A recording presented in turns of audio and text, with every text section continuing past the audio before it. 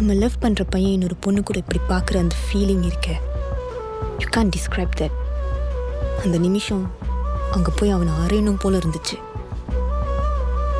But என்ன தப்பு பண்ணது நானாச்சு.